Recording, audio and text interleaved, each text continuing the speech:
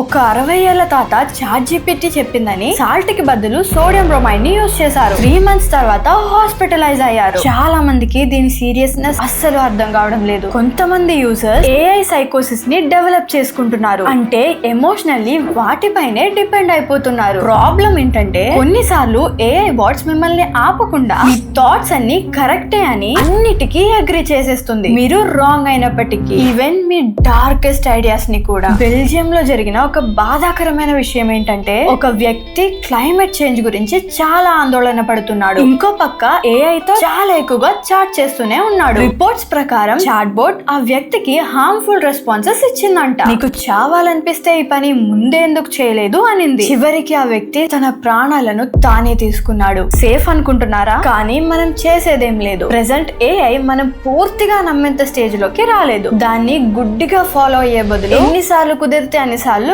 Fact check చేయండి. నేను చెప్పినవన్నీ భయంకరంగా అనిపించొచ్చు, బట్ ఇవి తెలుసుకోవడం వల్ల చాలా మంది ప్రాణాలు, రెప్యుటేషన్ అండ్ ప్రాబ్లమ్స్ నుండి సేవ్ చేసిన వాళ్ళం అవుతాం. మీ లైఫ్ లో మీకు మోస్ట్ ఇంపార్టెంట్ అయిన మీ ఫ్రెండ్స్ అండ్ ఫ్యామిలీకి మాత్రం ఖచ్చితంగా షేర్ చేయండి.